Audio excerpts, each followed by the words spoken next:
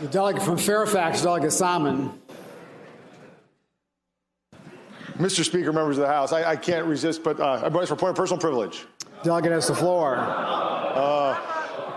Mr. Speaker, members of the House, having just won appropriately the Pop-Up Award, I couldn't resist the opportunity here. We've long had these Sensitivity Caucus Awards.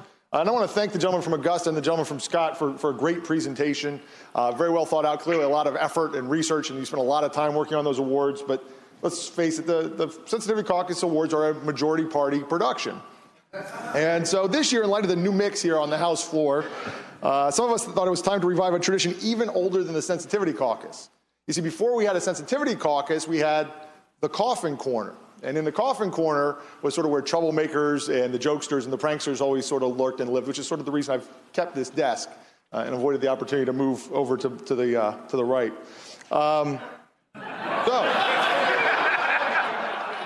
In the spirit of proportionality, though, of course, that we've seen in the makeup of committees, we are not going to require equal time or even 49% of the time. We think probably about 2/5 of the time is all we really need to get our awards taken care of. So you've heard of the Emmys, the Grammys, and just this Sunday we saw the Oscars. Well, we've got an awards presentation of our own, and we're calling them, because it's in honor of the Coffin Corner, the Coffees. And now, again, we have sort of put this together at the last minute, so we had to rummage around David Toscano's office, and we were able to come up with 6 David Toscano mugs. So in lieu of a statuette or a record or a crystal, the winners of these awards will get these coffee mugs. Now, we only found about 6. So we're only going to have 6 brief awards, but don't worry, we've got nominees in every category, so we'll get a chance to shout out and recognize a number of folks.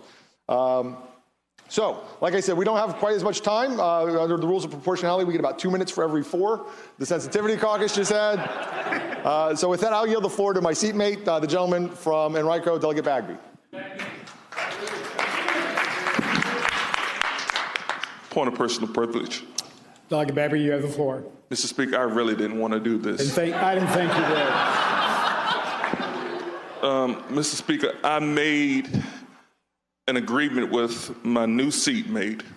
As you know, I moved over here to the Coffin Corner to sort of be a babysitter. And I told the gentleman that I would do this with him if he did not get the Pop-Up Award. I felt he didn't deserve the Pop-Up Award, so we had planned this out prior to him getting the Pop-Up Award. So I could sit down, but I feel like he's done what he told me he was going to do this session, and you all don't need to give him a round of applause. But just like the Academy Awards, the first award category is for the best performance by a delegate in a supporting role.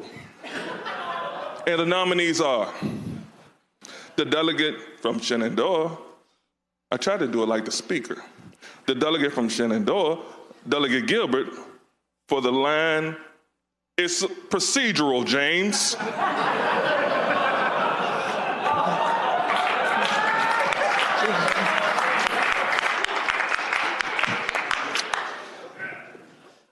The delegate from Caroline, Delegate Art, for his helpful question to Delegate Freitas, who encouraged the body to accept an amendment from the Senate in which he reminded him that the House always rejects the clause.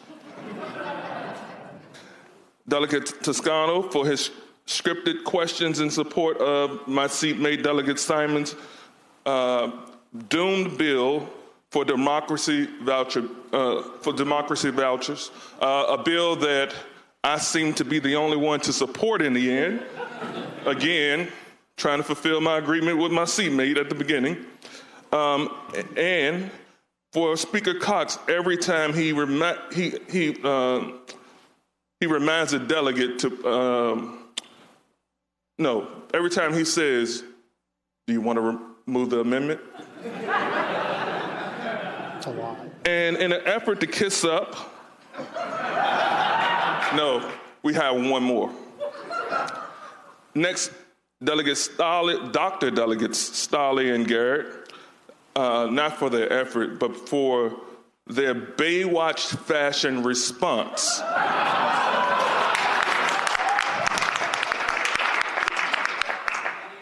To come and save Delegate Goditis so that she can continue voting on Budget Day. I'm sure that's why they did it. But as you all know, the winner of this award goes to none other than the Dr. Delegates.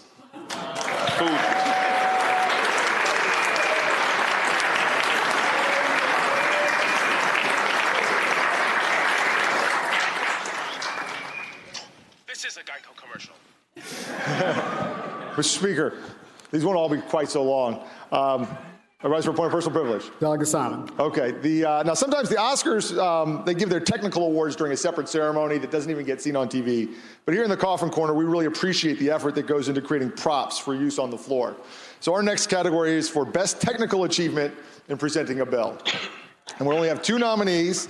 We have the delegate from Henrico County, Delegate Bagby, for the creative use of his Uber variable message sign during his presentation of HB 830, the TNC Partner Vehicle Trade Signage Bill.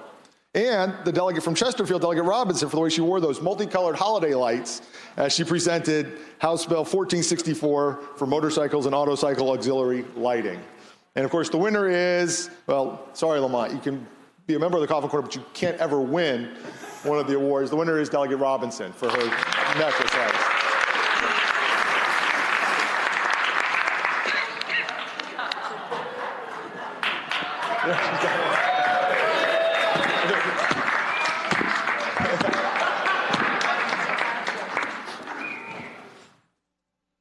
Mr. Speaker. Delegate Bagby. We'll keep this going just a little bit more. The next category is best use of a child in a floor speech. And the nominees are the delegate from Shenandoah, Delegate Gilbert for the introduction of Baby Gilbert as he tried to grab the mic for himself during a point of personal privilege. The delegate from Culpeper, Delegate Freitas, who brought his daughter, the hair braider, on the floor to ask us to save his child from a life of crime. The delegate from Fairfax, Delegate Tran and Baby E, for their loud clapping during the governor address to the joint assembly. And the coffee goes to, because I just want to come to his office one day and see Toscano's mug in his office, the gentleman from Shenandoah.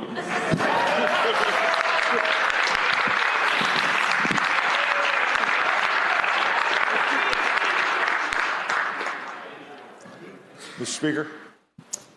Delegate Simon. All right, we've got a couple more categories here. We've got 3 more mugs to go. Our next category is for the best performance by a millennial in a speech their leadership obviously put them up to.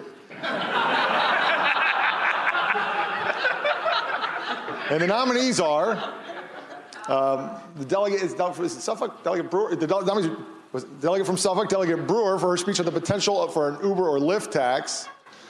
The delegate from Henrico, Delegate Van Valkenburg, for his response the very next day. And then, although he's not a millennial, and in fact he's actually a member of the leadership, we also nominated the gentleman from Fairfax, Delegate Hugo, for his Netflix and chill speech. But the winner is Delegate Brewer.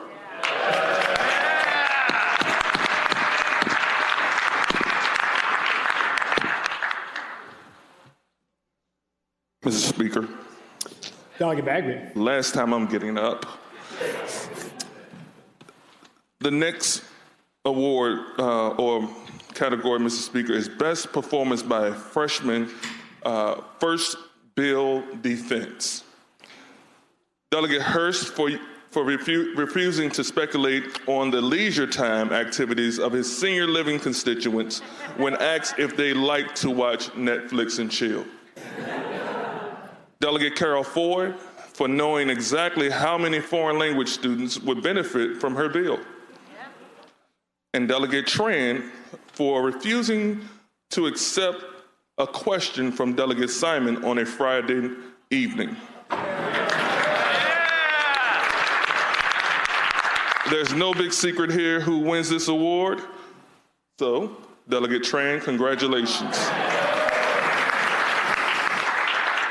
The next award goes to the best cry. the best cry. The member that gave the best cry on the floor. No good movie is a good movie without a good cry. So the first individual would be Delegate Landis. Then we would have Delegate Herring, as Delegate Tyler recognized her the other night. That was a beautiful cry. And then my good friend, Delegate Torian. He gave a good cry last week, early this week. And the winner is Delegate Herring.